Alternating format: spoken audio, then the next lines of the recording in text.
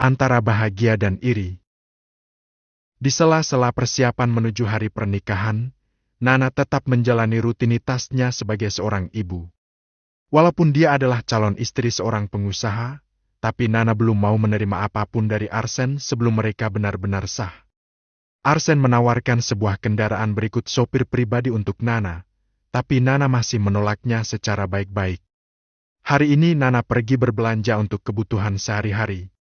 Nana pergi ke swalayan yang lebih besar karena ada barang yang tidak tersedia di minimarket tempat Ars bekerja. Saat baru saja pulang berbelanja dari toko swalayan, tak sengaja Nana bertemu dengan Yulia. Nana yang sedang menunggu angkutan umum untuk pulang, dan Yulia yang sedang terjebak macet. "Menepi. Dekati perempuan itu," kata Yulia pada sopirnya. Entah apa tujuan Yulia, tapi dia memerintahkan sopirnya untuk menepi pada Nana. Nana sampai keheranan karena tiba-tiba ada mobil yang berhenti tepat di depannya. Siapa? Apakah Arsen dengan mobilnya yang lain? Yulia turun dan menampakkan diri di hadapan Nana. Nana cukup syok. Nana masih cukup mengenal sosoknya. Yang Nana tahu, Yulia sudah lama tidak tinggal di Jakarta. Sekarang mereka malah bertemu di kesempatan yang tak terduga ini. "Maaf kalau saya salah orang. Apa benar kamu Nana yang dulu saya kenal sebagai istrinya Surya Lesmana?" Nana terlihat tidak siap bertemu dengan Yulia. Ada rasa tidak nyaman dan ada juga rasa terintimidasi padahal Yulia masih bersikap wajar terhadapnya. "Apa kabar, Nah? Gak mungkin kan kamu udah lupa sama saya?"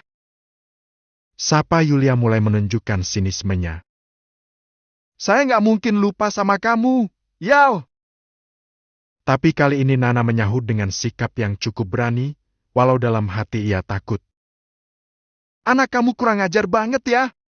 Atau kamu yang mengutus dia buat datang ke rumah Pak Haryono? Apa kamu tahu kalau tindakan itu bisa bikin posisi kalian terancam? Kamu gak membicarakan itu sama anak kamu?" Nana sudah tahu soal itu. Ars sudah menceritakan kalau Ars sempat pergi menemui Haryono. "Dan lihatlah, mana Nana yang saya kenal beberapa tahun lalu? Tapi masih beruntung kalian tetap bisa melanjutkan hidup walaupun dalam keadaan menyedihkan seperti ini. Sekali saja kalian berusaha mengusik ketenangan kami, saya nggak bisa jamin kalau kamu masih bisa menghirup udara bebas seperti sekarang ini." Ucapan Yulia mengandung sebuah intimidasi. Inilah yang selama ini Nana hindari. Oleh sebab itu, Nana tak pernah sekalipun berusaha memperjuangkan keadilan sebab taruhannya adalah keselamatan bagi dirinya dan bagi anak-anaknya. "Butuh tumpangan? Mari saya antar kamu pulang sampai ke rumah kamu," ajak Yulia setelah puas menatap hina pada Nana. "Gak usah, terima kasih banyak." Nana menolak. "Tapi, kamu ngerti kan sama maksud perkataan saya barusan?" "Ya, saya sangat mengerti." "Baguslah. Jaga baik-baik anak-anakmu, terutama anak sulungmu." Ada sebuah taksi terlihat dari kejauhan, segera Nana bersiap untuk menyetop taksi itu, berharap taksinya kosong agar bisa ia tumpangi. "Kamu mendengar apa yang saya bicarakan tadi kan, Nak?" tanya Yulia yang merasa tersinggung dengan sikap Nana. "Maaf ya, saya duluan, permisi." Nana pamit setelah taksi itu berhenti. Nana sangat menghindari sosok Yulia. Jelas sekali kalau Nana merasa terancam padahal selama ini Nana tak pernah sekalipun cari-cari masalah. Yulia kesal karena Nana dengan jelas mengabaikannya. "Kamu bisa apa, Nah? Kamu gak punya pelindung lagi. Gak tahu diri kalau kamu sampai cari-cari masalah dengan kami." Yulia hanya bisa membatin sambil melihat taksi yang Nana tumpangi sudah berlalu dan menjauh dari dirinya. Bertemu dengan Yulia, seperti bertemu dengan masa lalu yang sangat ingin ia hindari. Nana harap dia tak akan berurusan lagi dengan Yulia ataupun Andika, apalagi dengan sosok lelaki bernama Haryono. Walau berat, Ars memaksakan dirinya untuk tetap bekerja. Ars meminta keringanan pada personil toko yang lain kalau dirinya hanya bisa melayani pelanggan di area kasir. Beruntung Ars memiliki rekan yang pengertian. Ars tidak dibebankan untuk mengerjakan pekerjaan yang lain. Kak, nih aku beliin rujak dari simpang sana. Aman kok, nggak ada nanasnya. Pedesnya juga cuma 2 biji rawit. Kata Denny, pramuniaga yang sudah kenal cukup lama dengan Ars. Wah, makasih banyak lo, Dan. Tahu banget ya kalau orang ngidam itu pengennya makan rujak. Iya dong. Biar Kak Aci nggak gabut, mending sambil nyemilin rujak kan? Makasih banyak lo. Aku ganti ya. Ini berapa? Yalah, nggak usah diganti. Kayak ke siapa aja. Kepala toko Ars memperhatikan kedekatan Ars dan Denny. Ars dan Denny memang sudah akrab sebab sudah lama bekerja di toko yang sama. Tuh, jemputan Kak Aci udah datang. Dibekal aja rujaknya. Kata Denny yang melihat Huan sudah muncul di halaman parkir. Ah ya, jadi boleh aku bawa pulang nih rujaknya? Ya bawa aja, kan ini emang punya Kak Aci. Makasih banyak ya. Nanti, kalau motor kamu butuh servis, kamu bawa ke Wolfgang aja ya. Aku bilangin sama Bang Huan kalau kamu dapat voucher diskon dari aku. Hehe. Siap, Kak. Ars membungkus rujak itu.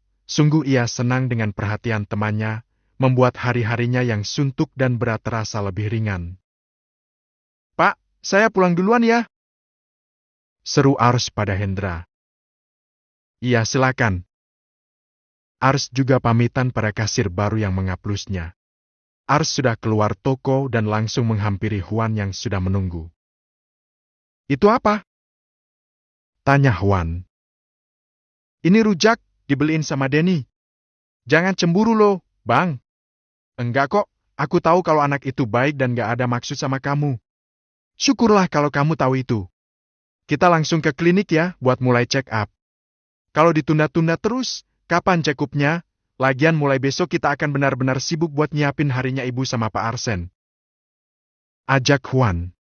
Ars memang selalu menunda-nunda setiap kali diajak untuk check up ke dokter. Kali ini Huan agak memaksa agar tidak ditunda-tunda lagi sebab Huan ingin segera mengetahui soal kehamilan istrinya. Tapi kan aku udah janjian buat ketemu sama Mbak Mel dan Mbak Sanum sepulang kerja, Bang. Ya udah cat aja mereka buat nunggu. Ke dokter paling berapa menit? Gak akan sampai berjam-jam kan, sayang? Ya udah aku cat Mbak Mel dulu. Ars pun menyetujui Huan. Dia mengirim pesan singkat pada Melissa karena akan datang terlambat dari waktu yang dijanjikan tadi. Hari ini, Melissa, Sanum dan Ars memang janjian untuk bertemu dan membahas soal kesiapan acara pernikahan orang tua mereka yang hanya tinggal beberapa hari lagi. Assalamualaikum, Mbak. Saya datangnya agak telat ya, mungkin setelah maghrib soalnya mau check up dulu. Ars sudah mengirim pesan itu dan tak lama statusnya sudah terbaca oleh Melissa. Oke. Ngomong-ngomong check up kenapa? Kamu sakit? Melissa membalas. Cek kandungan, Mbak. Hehe diikuti emotikan tersenyum. Melissa sudah membacanya. Melissa tertegun dengan balasan itu. Cek kandungan? Ars sudah hamil? Secepat itu? Sementara dirinya? Melissa tak bisa bohong kalau dirinya turut bahagia, tapi juga merasa iri setiap kali ada pasangan baru menikah dan langsung diberi anugerah kehamilan. Melissa tertegun lama sampai lupa untuk membalas lagi chat dari Ars. Melissa sangat menyesali dirinya yang tak bisa seperti yang lainnya. Ya Allah, giliranku kapan? Berapa lama lagi aku harus menunggu? Batinnya pendek. Ars datang menjelang maghrib, langsung saja bergabung dengan Sanum dan Melissa di dalam rumah. Sementara para suami kompak menikmati waktu di teras rumah, ditemani secangkir kopi, rokok dan senja. Hai, Mbak! Ars datang dengan wajah berseri-seri. Hai, Ash! Apa kabar? Sanum menyambut dan langsung memberi salah cipika-cipiki pada Ars. Baik, Mbak. Alhamdulillah. Hai, Mbak Mel! Setelah menyapa Sanum, Ars lanjut menyapa Melissa dan sikap Melissa agak dingin. Bukan karena Melissa membenci Ars, tapi Melissa bersikap seperti itu karena ia menyesali dirinya yang tak kunjung hamil. Arkana mana, Mbak? Kok nggak kelihatan? Tanya Ars sambil mengedarkan pandangannya ke sekitar rumah untuk mencari Arkana.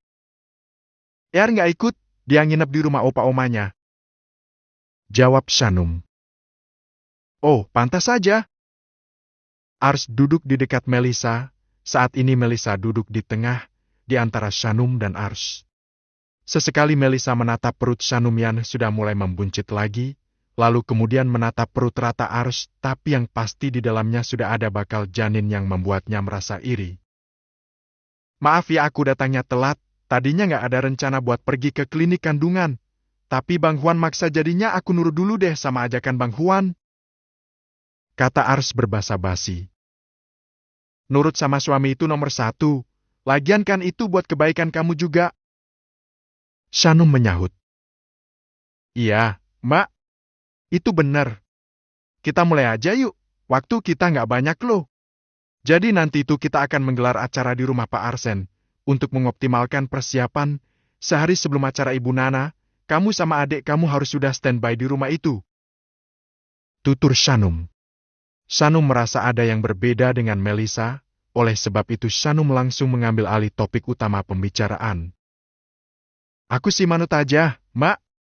Kalau kata Mbak Shanum sama Mbak Mel, aku sama Ibu harus gini atau harus gitu, kami akan ngikut aja. Jawab Ars.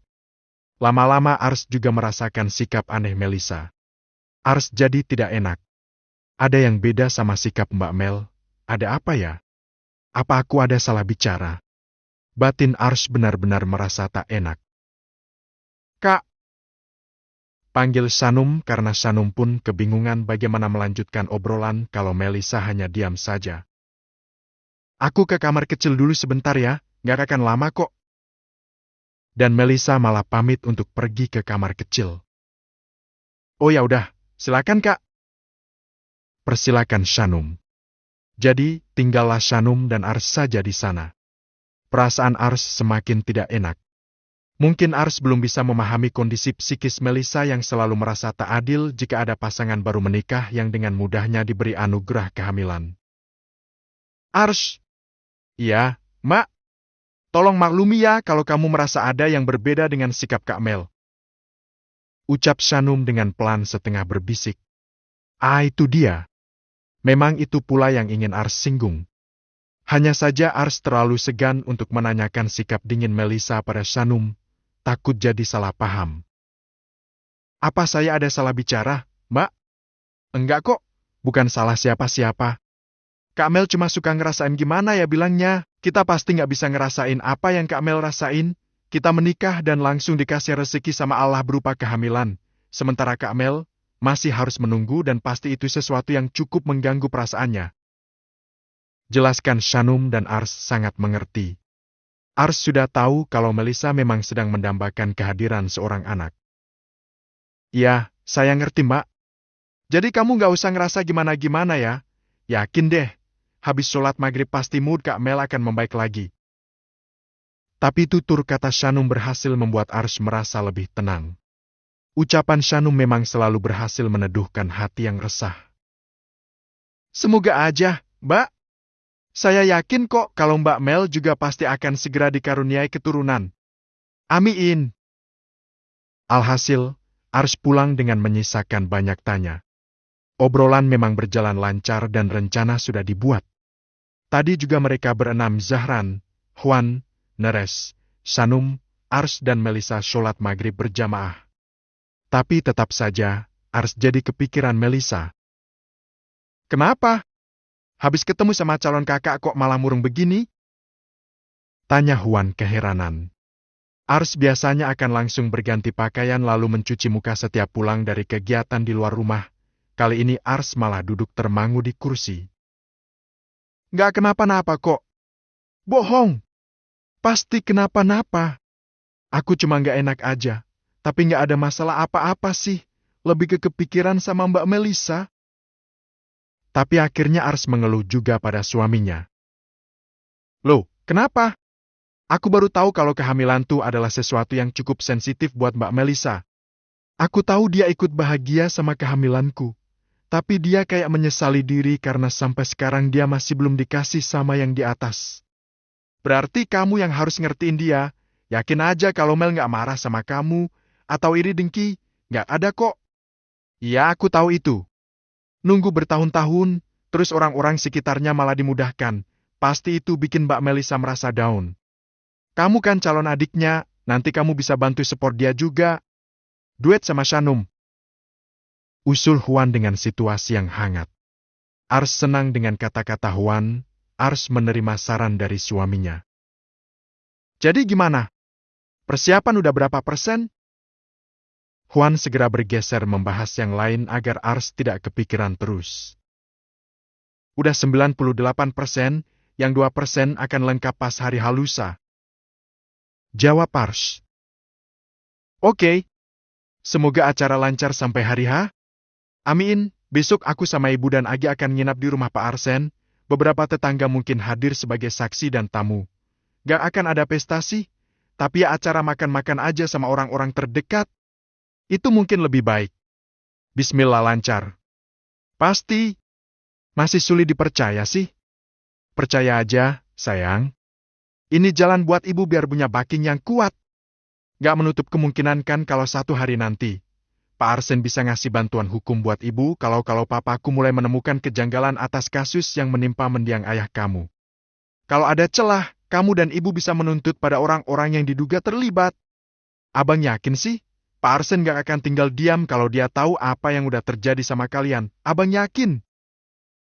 Kata-kata Huan seperti memberikan harapan untuk Ars menuntut keadilan untuk keluarganya. Bukan harta yang telah disita yang Ars harap kembali, tapi Ars hanya ingin tahu kebenarannya saja. Penuturan kamu bikin aku optimis kalau kasus ini akan keungkap nanti, Bang. Ya, walaupun abang gak tahu akarnya, tapi lihat orang-orang kayak Pak Haryono sama orang tuanya almarhum. Clara, cara mereka bicara sama kamu, abang ngerasa kalau mereka memang tahu banyak soal kasus itu. Bisa jadi mereka juga ikut terlibat di dalamnya. Pemikiran Huan sama persis dengan pemikiran Ars. Ars semakin yakin kalau saat ini kekuatannya semakin mumpuni untuk melawan orang-orang seperti Haryono dan orang tuanya Clara. Ada Papa Adiaksa yang akan membantu menelusuri dan ada Papi Arsen yang pasti tak akan tinggal diam andai satu hari nanti Nana mendapat intervensi dari orang-orang itu. Sah? Sah! Hari itu tiba, tepatnya 2 hari setelah pertemuan Ars, Melisa dan Shanum. Acara pun digelar dengan khidmat di rumah utama Arsen. Yang menghadiri hanya segelintir orang saja. Dari pihak keluarga dan beberapa tetangga dekat Nana saja. Acara berjalan sangat lancar sampai tiba pada acara inti dan para saksi berserusa dengan kompak. Di hari itu, Nana dan Arsen telah dipersatukan. Walaupun dengan pertemuan yang teramat singkat, tapi Nana yakin kalau Arsen akan mengerti serta akan pasang badan andai nanti akan ada orang hendak mengusik ketenangan Nana dan anak-anaknya. Sikap yang tidak terduga. Hai, kamu mau di sini? Atau mau ikut ke Aci sama Bang Wan pulang? Tanya Ars pada Arigi saat seluruh rangkaian acara selesai. Kak Aci nggak nginep di sini lagi. Kalau aku di sini, aku jadi nggak ada temennya dong. Keluh Arigi. Tampaknya anak 10 tahun itu belum terbiasa tinggal di kediaman barunya. Walau pada usia 7 tahun dia masih memiliki semua fasilitas mewah, tapi 3 tahun terakhir hidup dalam keadaan serba terbatas telah membuat Arigi terbiasa dengan kehidupan yang sederhana. Kak Aci pulang aja, gak enak rumah ditinggal dari kemarin. Tapi kalau kamu mau ikut Kak Aci juga ayo aja, biar Kak Aci pesenin ojek online buat kamu sekarang. Kak. Arigi malah bermanja pada Ars. Tanpa alasan yang jelas, tiba-tiba dia memeluk Ars dan membenamkan wajahnya di tubuh sang kakak. Ars tidak tahu kenapa. Ada apa dengan Arigi? Apakah dia belum siap dengan kehidupan barunya? Dari kejauhan, Melisa Shanum, Zahran Huan dan Neres melihat pemandangan itu. Pemandangan ketika Arigi terlihat menangis manja di pelukan sang kakak. Loh, itu Arigi kenapa? Apa dia baik-baik aja? Cemaskan Shanum. Mungkin sedih karena dia akan mulai berjarak sama Ars. Mereka itu kan udah biasa bersama-sama, bahkan walaupun kami udah pisah rumah tapi aku selalu ngerasain kedekatan di antara mereka. Jawab Huan. Huan sudah sangat mengenal Arigi. Wah, hubungan adik kakak yang indah. Kagumi Shanum. Neres, Huan dan Zahran tidak tahu rasanya punya saudara kandung sebab mereka adalah satu-satunya anak di dalam keluarga mereka. Jangankan mereka yang saudara satu ayah satu ibu, mereka juga tumbuh sama-sama dari kecil. Nah kita aja nggak bisa los kantek lama-lama, iya kan Kata Melissa. Dia sudah mulai positif lagi dan melupakan soal rasa irinya terhadap kehamilan Ars. Nah ya, Kak. Yang namanya tali persaudaraan itu emang indah banget. Jangankan antara saudara kandung seayah seibu. Bahkan sesama anggota geng aja kalian udah berasa kayak saudara sendiri kan? Goda Shanum pada para suami. Zahran, Neres dan Huan sangat setuju. Saudara itu tidak melulu berhubungan dengan ikatan darah. Pertemanan pun adalah salah satu bentuk nyata persaudaraan dan loyalitas. Yang masih agak jauh diwujudkan tuh, persaudaraan antara The Wolves sama Panthera. Iya kan? Hayo ngaku. Goda Melissa pada Neres. Yang lain menanggapi dengan senyum santai. Loh, dipikirinnya apa, Mel? Ini buktinya Panthera sama The Wolves bisa duduk sama-sama kayak gini. Jawab Neres. Cuma kamu doang. Si Jack sama yang lainnya masih suka provokasi kamu loh. Aku tahu kok. Kenang Melissa. Yang penting kan akunya nggak terprovokasi sayang. Kata Neres dengan mesra pada Melissa.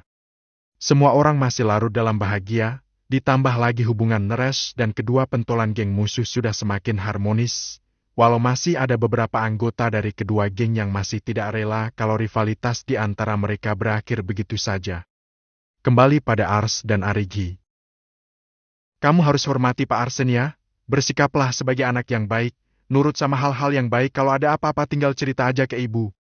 Kalau kamu kangen ke Aci, kamu tinggal telepon aja biar nanti Bang Huan jemput kamu ke sini. Ucap Ars sambil menyeka air mata Arigi. Entah apa yang Arigi tangisi, Arigi tidak bicara apa-apa.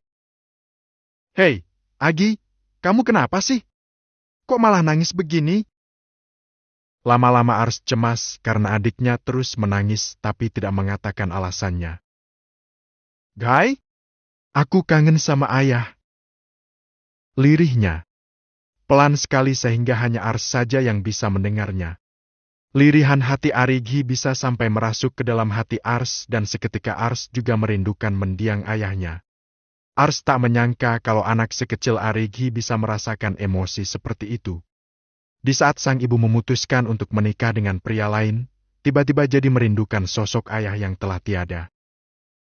Pak Arsen itu orang baik, dia bisa mengobati rasa kangen kamu, rasa kangen ke Aci juga walau ayah nggak akan pernah bisa tergantikan di hati kita. Aku cuma kangen aja kok. Iya, Kak Aci ngerti. Udah jangan nangis gitu. Tuh lihat, banyak yang liatin kamu loh. Ibu juga bisa cemas kalau kamu kayak gini. Gai, udah ya. Ars menguatkan Arigi. Aku ngantuk. Ucapnya sambil terisak walau sudah tidak menangis lagi. Ya udah, Kak Aci temenin kamu sampai kamu tidur ya. Setelah kamu tidur, Kak Aci akan pulang. Arigi mengangguk setuju. Tidak ada seorang pun yang benar-benar bisa mengerti kondisi Arigi selain kakaknya sendiri. Ars memberi isyarat pada Huan untuk menemani Arigi sampai tertidur, dan Huan sangat mengerti akan hal itu. Sudah menemani Arigi sampai tertidur pulas, sudah pamit pada Nana dan Arsen tak lupa juga pamit pada Melissa, Shanum, Neres dan Zahran. Akhirnya Ars dan Huan pulang ke rumah mereka. Ars masih dengan baju dan makeup yang cantik.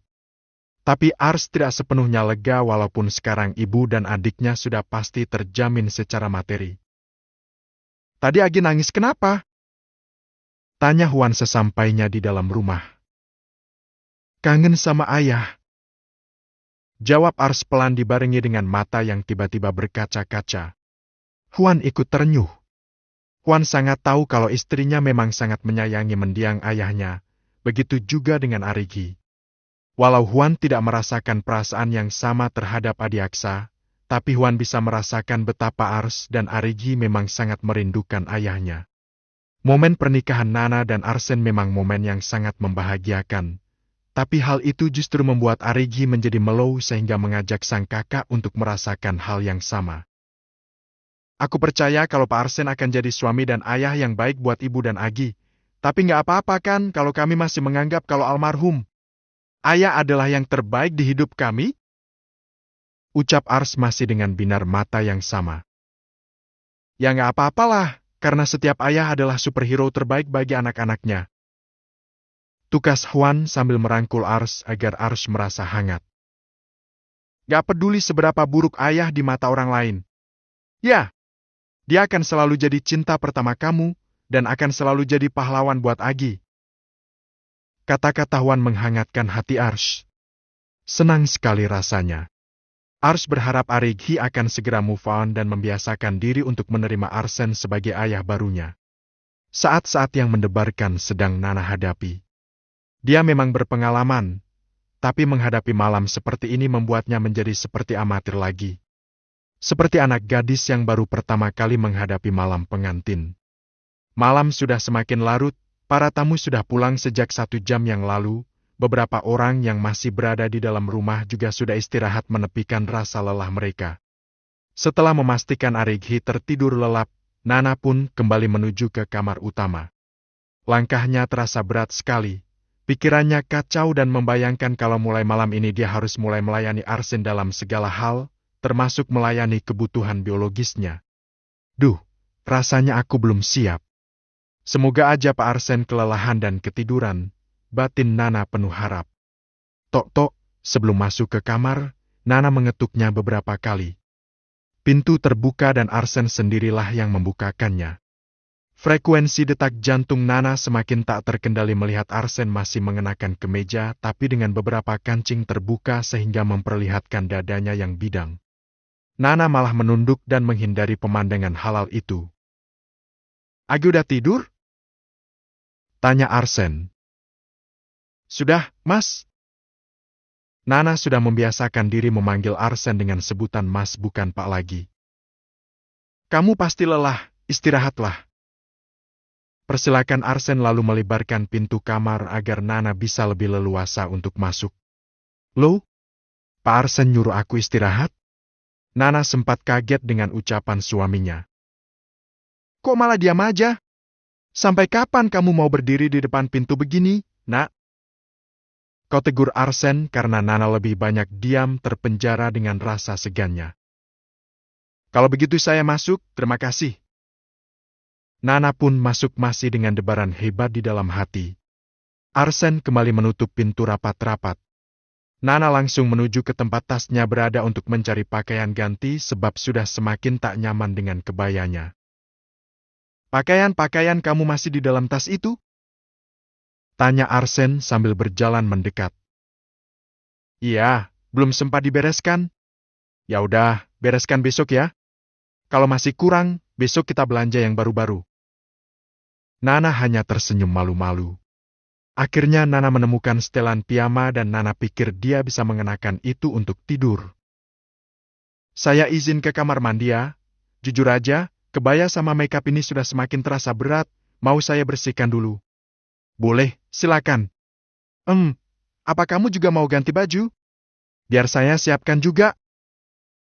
Kata Nana mulai menjalankan peran dengan baik. Boleh. Saya minta izin membuka pintu lemari kamu, Mas. Nak? Arsen menatap Nana dan Nana tak bisa menghindari tatapan itu. Iya. Kamu jangan kaku begini dong. Walaupun kamu belum terlalu mengenal aku belum terlalu mengenal kamu, tapi kita sudah memiliki ikatan yang sah. Jangan panggil aku seperti kamu sedang memanggil orang lain, santai aja ya, bisa kan? Arsen mengusap wajah Nana dengan lembut. Baru dilus di bagian pipi saja sudah membuat Nana gemetar tak karuan. Aku tahu kamu lelah. Aku tahu kamu masih gugup. Aku gak akan melakukan apa-apa sama kamu, tapi izinkan aku untuk memeluk kamu nanti ya. Kata Arsen. Arsen memang super pengertian seolah bisa membaca apa yang sedang Nana pikirkan. Iya, Mas. Maafkan aku ya, kalau harus jujur, rasanya ini memang terlalu cepat buat dimulai. Kamu juga pasti masih kelelahan. Santai aja, Kita bisa melakukannya saat kita berdua benar-benar siap. Nana tersenyum mendengar itu. Jadi semakin kagum dan respek terhadap Arsen, Nana tak menyangka kalau Arsen memang sepengertian itu. Senyuman Nana menghangatkan ruang jiwa Arsen yang lama dingin dan kosong. Hanya terisi setiap kali melihat Melissa dan Shanum bahagia, dan malam ini dia akan selalu merasakan jiwanya penuh dengan senyum-senyum Nana. Ya udah, aku ke kamar mandi dulu ya, setelah itu aku akan menyiapkan pakaian ganti buat kamu. Oke. Arsen membiarkan Nana pergi dan Arsen sangat mengerti kalau Nana pasti masih sangat canggung untuk diajak menikmati malam pertama mereka. Kabar pernikahan Arsen tidak diketahui oleh sembarang orang. Arsen memang sengaja tidak mengumbarnya untuk tetap menjaga privasi. Hanya keluarga dan orang-orang terdekat saja yang ia undang dalam acara pernikahannya semalam. Hal ini pula yang membuat Yulia dan Andika tidak menyadari kalau Nana telah masuk ke dalam kehidupan Arsen. Sampai detik ini, baik Yulia maupun Andika, keduanya masih menganggap Nana sebagai orang yang lemah dan tak memiliki kekuatan apapun. Mungkin lain cerita andai nanti mereka tahu soal pernikahan Nana dan Arsen, pasti lain cerita lagi kalau suatu hari nanti Nana mengatakan masalahnya bersama Yulia dan Andika. Ini hari terakhir Ars bekerja.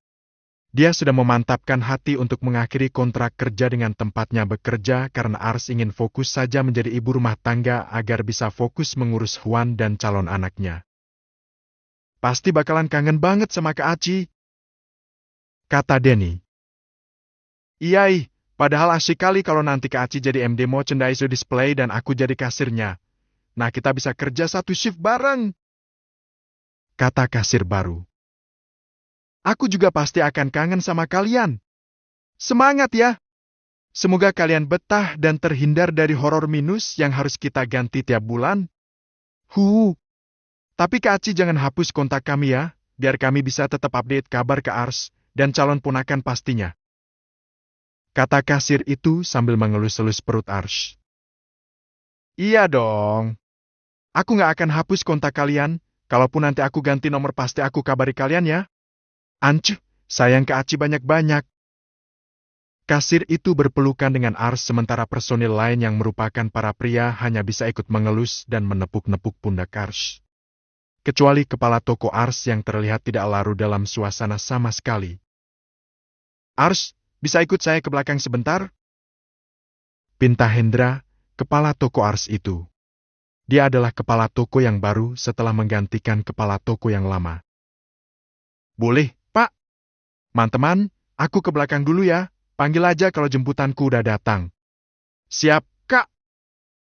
Ars mengikuti Hendra menuju ke gudang utama di mana brankas dan beberapa file penting berada. Ars sama sekali tak mencurigai apapun. Dia pikir, mungkin Hendra ingin membicarakan sesuatu tentang pekerjaan termasuk serah terima jabatan pada kasir yang baru nanti. Semoga personil yang baru nanti semakin kompak ya, Pak. Ars berharap. Hendra menutup pintu gudang dan bahkan menguncinya secara senyap tanpa sepengetahuan Ars. Aku pasti akan sangat merindukan toko ini.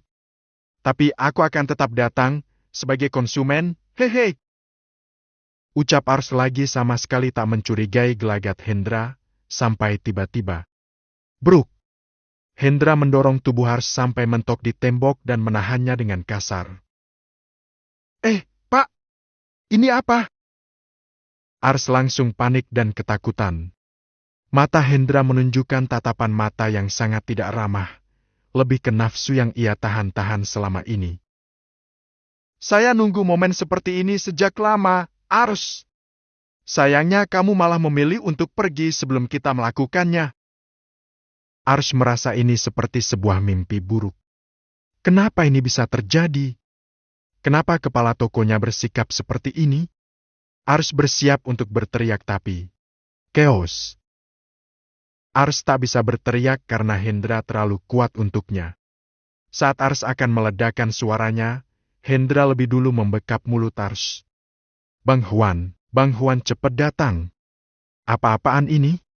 Aku harap ini cuma mimpi. Ars menangis dan ketakutan.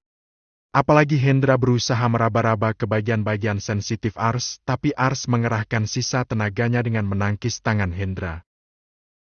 Seenggaknya kasih saya kenangan manis sebelum kamu pergi, Arsh. Apa kamu tahu? Saya menunggu lama untuk momen seperti ini sama kamu. Hendra masih berusaha mendaratkan bibirnya yang liar ke bibir Ars, tapi Ars mengumpulkan keberanian dan menendang selangkangan Hendra, telak dengan lututnya. Ash! Ani nenek Graham! Sialan! Hendra kesakitan, sakitnya sampai ke ulu hati. Dia meringis dan memegangi pusakanya yang kesakitan. Saya nggak nyangka kalau Pak Hendra sebejat ini. Pak Hendra gila!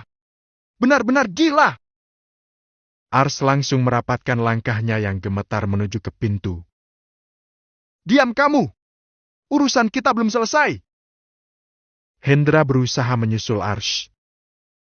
Anda yang diam, Pak! Tetap di sana!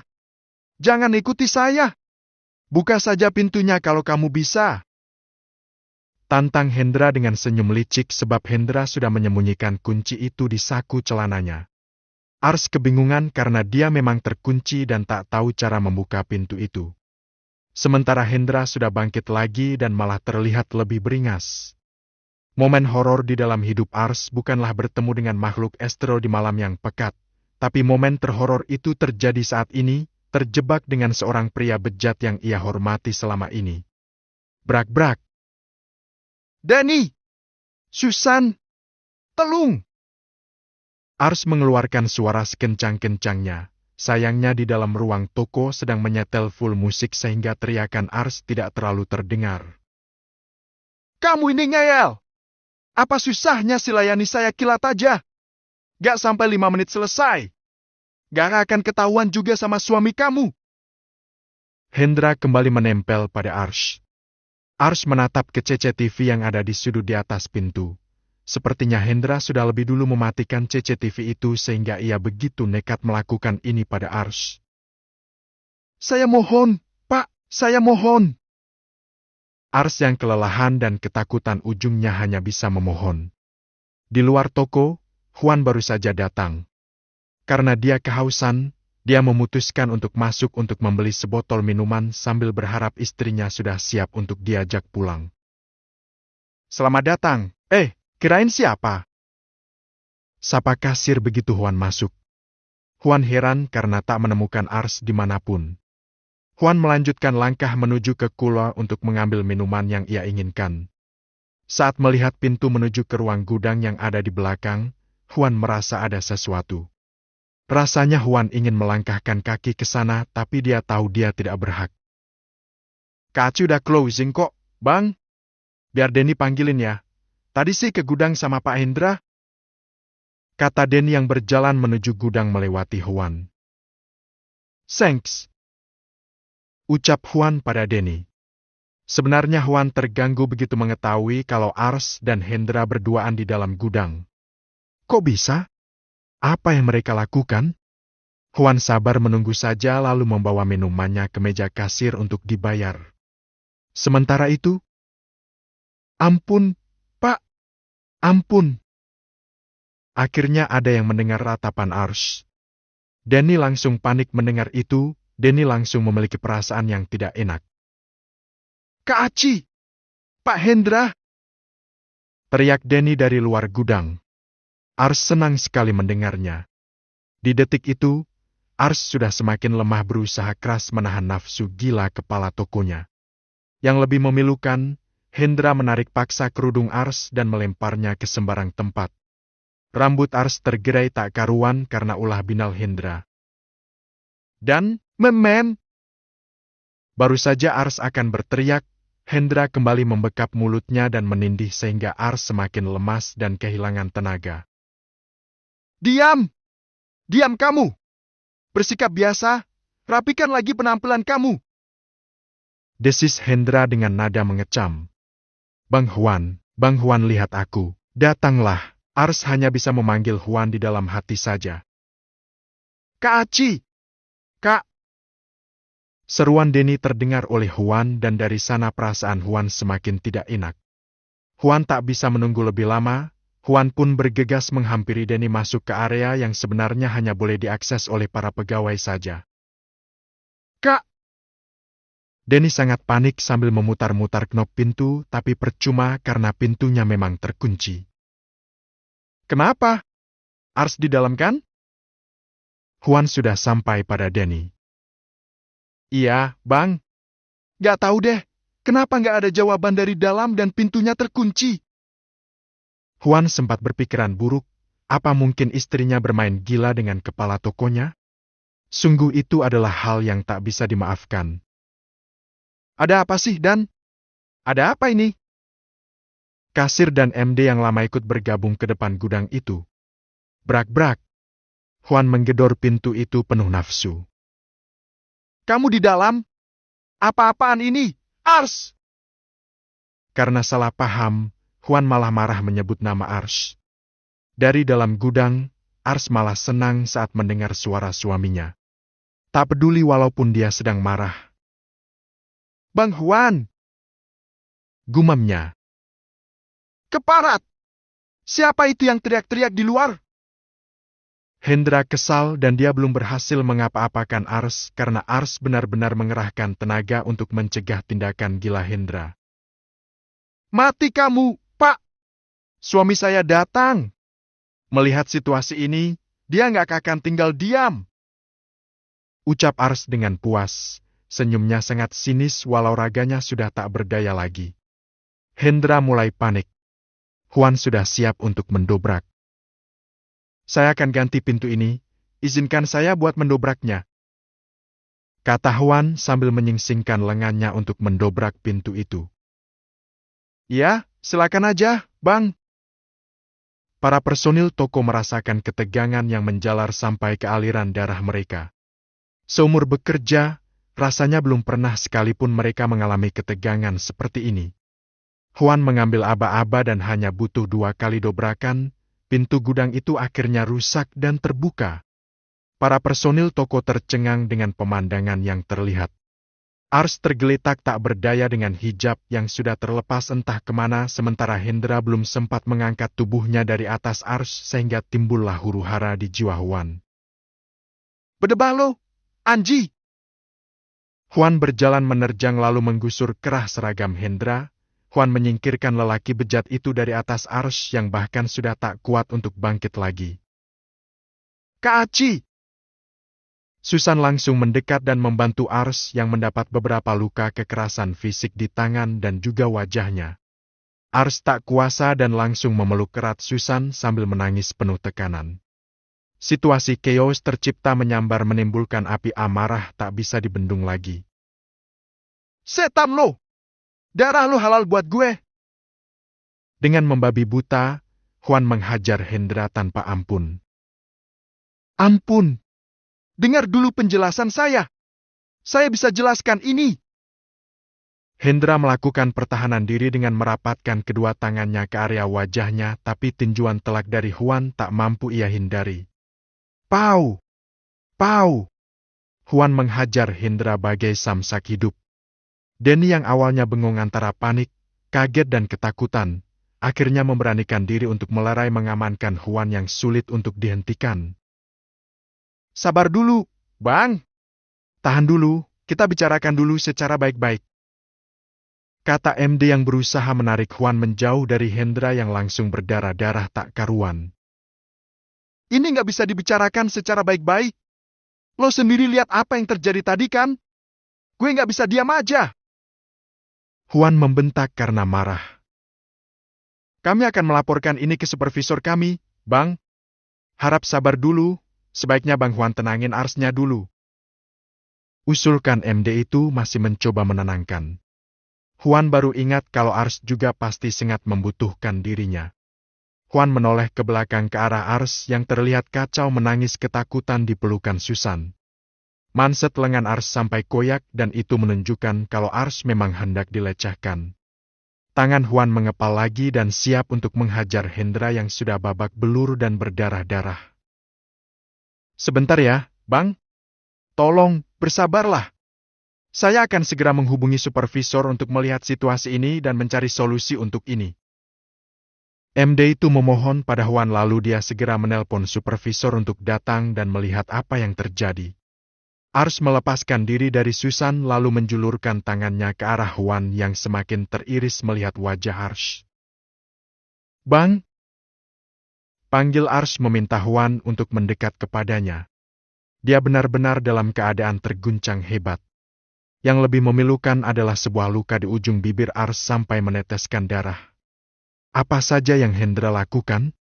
Huan tak bisa membayangkannya. Huan mengabaikan Hendra lalu beralih mendekat pada istrinya yang tak berdaya. Huan membantu Ars bangkit lalu memeluknya kuat-kuat. "Aku takut, bawa aku pergi dari sini. Sekarang!" Lirihnya dalam peluk Huan. "Buka hatimu." Hari itu juga, Hendra dipecat dengan tidak hormat dan Ars sepakat untuk melaporkan Hendra ke pihak berwajib didukung oleh perusahaan induk tempatnya bekerja dengan tuduhan pelecehan dan percobaan pemerkosaan dengan sederet bukti luka yang Ars dapatkan. Ars juga bersedia untuk divisum walaupun dia masih ada di bawah tekanan yang hebat. Untuk memulihkan guncangan dan luka-luka di beberapa bagian tubuhnya, Ars juga bersedia untuk dirawat di sebuah klinik sampai ia bisa tenang dan menceritakan semuanya secara detail. "Harusnya abang habisi dia detik itu juga." Huan masih dikuasai amarah, tapi demi Ars, dia menahan hasrat untuk menghabisi Hendra padahal itu mudah saja bagi Huan. Ars menggelengkan kepalanya pada Huan dengan raut wajah ketakutan dan penuh beban. Huan menatap wajah Ars yang terluka dan ada rasa teriris sekaligus rasa ingin membunuh keparat yang telah menyebabkan Ars terluka seperti itu. Kabar tragedi Ars juga sudah sampai pada anak-anak The Wolves dan mereka siap siaga untuk bergerak membantu Huan untuk menuntaskan dendam. Tapi Ars memohon agar Huan tidak melakukan tindakan yang lebih brutal lagi dan menyerahkan segala urusan secara hukum kepada pihak berwajib saja. "Aci!" Nana datang diantar oleh Arsen. Begitu membuka pintu ruangan yang ditempati oleh Ars, Nana langsung panik sekaligus menangis menghampiri. "Kenapa ini bisa terjadi sama kamu? Biadab sekali kepala tokomu itu. Akan ibu balas perbuatannya dengan tangan ibu sendiri. Ibu bersumpah."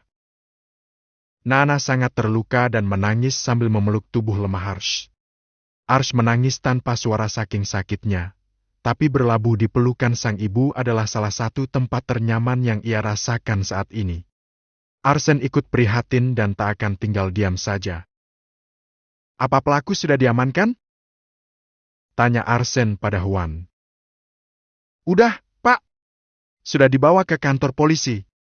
Saya akan menyiapkan kuasa hukum agar kasus ini segera diproses dan Ars ataupun kamu nggak perlu mencemaskan apapun. Urusan ini akan segera selesai dan tersangka mendapatkan hukuman yang setimpal," kata Arsen dengan tegas. Dia pun merasakan kemarahan begitu membayangkan apa yang terjadi pada Ars. "Terima kasih, Pak. Tadi pihak perusahaan tempat Ars kerja juga sudah menyatakan akan memberikan bantuan hukum, tapi entah gimana penyelesaiannya nanti, terlebih tersangkanya juga ada di bawah naungan mereka. Oleh sebab itu, biar saya aja yang mengurus. Kuasa hukum saya akan mengambil alih kasus ini, kalian tinggal pantau perkembangannya saja. Terima kasih banyak, Pak. Kamu nggak mau panggil saya dengan sebutan PIH juga seperti Zah dan Nerash?" tanya Arsen agak mencairkan ketegangan yang barusan tercipta. Huan hanya tersenyum. Huan jadi salah tingkah. Apa boleh juga Huan memanggil Arsen dengan sebutan PIH rasanya terlalu canggung. "Kalian jangan cemas. Terutama kamu Ars. Saya akan memastikan kasus ini diproses secepatnya dan pelaku akan mendapatkan hukuman yang setimpal," ucap Arsen pada Ars. Ars percaya pada Arsen tapi luka di jiwanya tak akan sembuh begitu saja. Mungkin kasusnya akan selesai sesuai prosedur hukum, tapi butuh waktu cukup lama untuk menyembuhkan trauma di diri Ars. "Dengar itu, Ci. Semua orang ada di belakang kamu buat mendukung kamu. Kamu nggak perlu memikirkan apapun kecuali diri kamu sendiri dan janin di dalam perut kamu ya," ucap Nana dengan sangat lembut. Ars tidak menjawab, tidak juga mengangguk, saat ini dia hanya ingin menangis di peluk ibunya. Arsen dan Huan sangat mengerti akan hal itu. Mereka pun tidak mengganggu momen mengharukan itu. Di sela-sela kesibukan, Adiaksa mencari-cari berita soal kasus korupsi beberapa tahun lalu yang melibatkan Surya Lesmana sebagai tersangka utamanya. Beberapa berita menegaskan kalau kasus korupsi itu merugikan negara hingga ratusan miliar. Tapi hasil audit harta kekayaan Surya Lesmana agak janggal. Kala itu disebutkan kalau keseluruhan harta Surya Lesmana bahkan tak mencapai jumlah seperti yang dituduhkan. Setelah mengamati, Adiaksa mulai merasa kalau itu seperti pengungkapan kasus yang terlalu dipaksakan. Jika benar ayahnya Ars sejak awal berniat melakukan tindak pidana korupsi, pasti dia akan mengamankan beberapa aset dengan melakukan pencucian uang, tapi buktinya, bahkan istri dan anak-anaknya hidup sangat kekurangan tanpa sisa aset apapun. Ini cukup janggal, pikirnya. Lanjut Adiaksa mencari profil Surya Lesmana. Ngapain sih ngurusin kasus itu?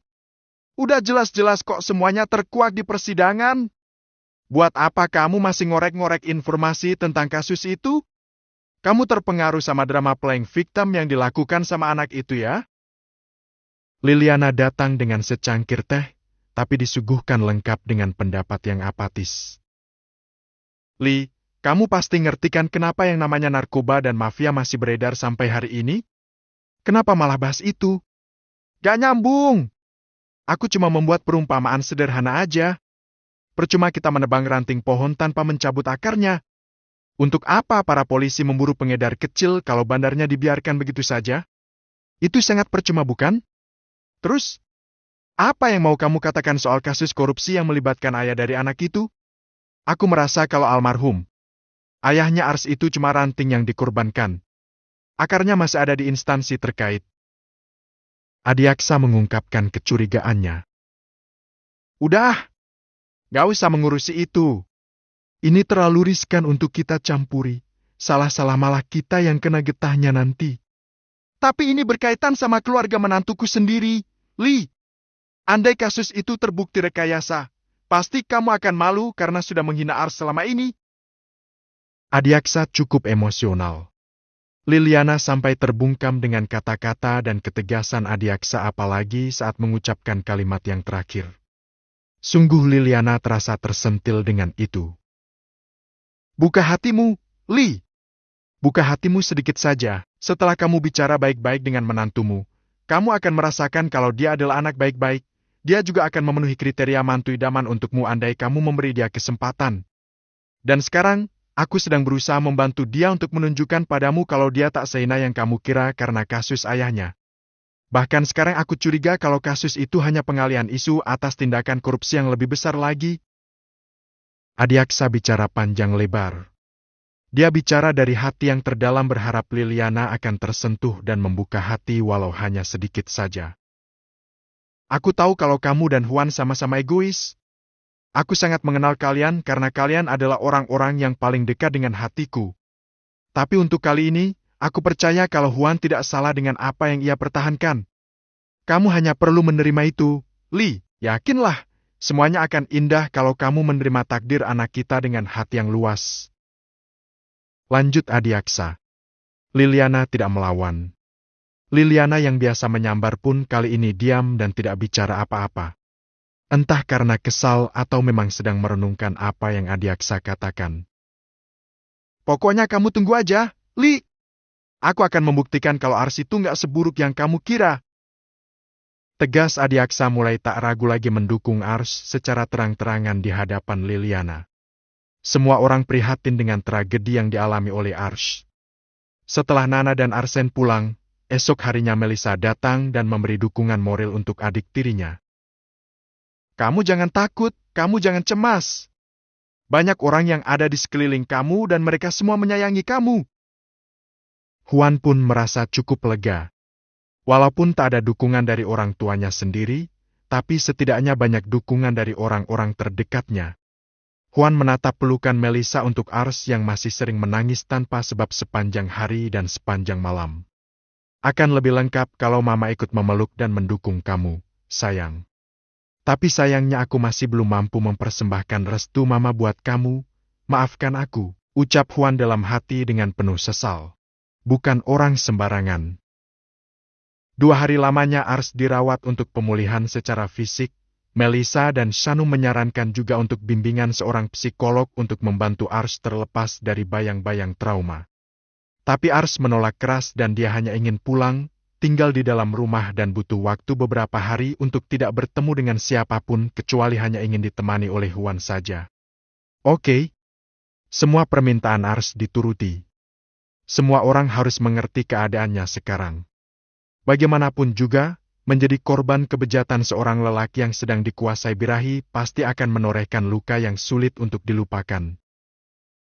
Kamu mau duduk di sini atau baringan di kamar?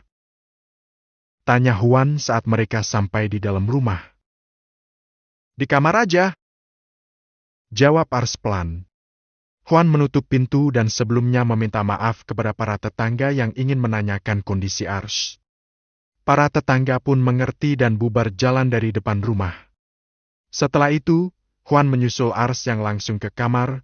Begitu sampai di kamar Ars, hanya ingin meringkuk di atas tempat tidurnya. Masih terbayang bagaimana Hendra memaksa dan tak segan memukul sampai menampar Ars saat Ars bersikeras mempertahankan dirinya. Kamu mau makan sesuatu? Tanya Huan sambil mengelus kepala Ars. Enggak. Ya udah istirahat aja dulu. Andai saja mama kamu tahu kejadian ini, pasti dia akan puas menertawakan aku. Begitu mudah Ars menangis. Pikiran dan ekspektasi buruk terus menghantui dirinya saat ini. Dia nggak akan tahu soal ini. Abang tahu mama itu egois, tapi buat kasus ini, sebagai sesama perempuan, nggak akan mungkin mama bersikap kayak gitu, Ci. Tenangkan Huan. Kenapa ini bisa terjadi sama aku? Gak cukupkah hidup di bawah bayang-bayang sebagai anak mantan koruptor? Terus sekarang aku harus menanggung malu karena jadi korban pelecehan? Ini tuh benar-benar malu-maluin. Ars mulai lagi. Saat dirawat pun, Ars sering menangis secara tiba-tiba. Huan merasakan perih dan beban yang dirasakan oleh Ars. Sayangnya Huan tak bisa ikut menanggung dua hal itu. Huan pun menyesal dan merasa tak berguna. Dua hal itu akan segera selesai dan kita akan menjalani kehidupan yang jauh lebih baik lagi bersama calon anak kita. Tenanglah, semuanya akan baik-baik saja. Huan cepat-cepat memeluk agar kesedihan Ars tak berkepanjangan. Huan memberikan pelukan hangat sementara kepalanya bergejolak dan sedang memikirkan cara untuk memberi pelajaran untuk Hendra yang kabarnya sudah ditahan sejak hari itu. Sudah beberapa hari Huan tidak ke bengkel karena ingin fokus menjaga Ars sampai Ars sembuh. Hari ini beberapa anggota The Wolves datang ke bengkel termasuk juga Zahran. Mereka semua marah dengan kejadian itu. Mereka tak terima saat ada pasangan dari anggota mereka yang mendapatkan perlakuan kurang ajar seperti itu. Apalagi seluruh anggota The Wolves tahu kalau saat ini Ars sedang hamil. Setan! Apa perlu gue bikin kasus dulu biar bisa masuk ke bui? Nyari tuh orang terus sekalian gue habisi dia di sana. Hanif salah satu yang paling murka. Istighfar, bro. Kita semua marah kok, tapi jangan berpikir aneh-aneh gitulah. Tenangkan Yaris. Ini bencana sih buat kita semua. Bisa aja si Huan ngabisin tuh keparat detik itu juga, tapi pasti dia punya banyak pertimbangan. Dan lagi, sekarang kita udah makin dewasa, walaupun marah dan murka, kita nggak boleh ambil tindakan gegabah. Kata Zahran dengan bijak. Nah ya bener.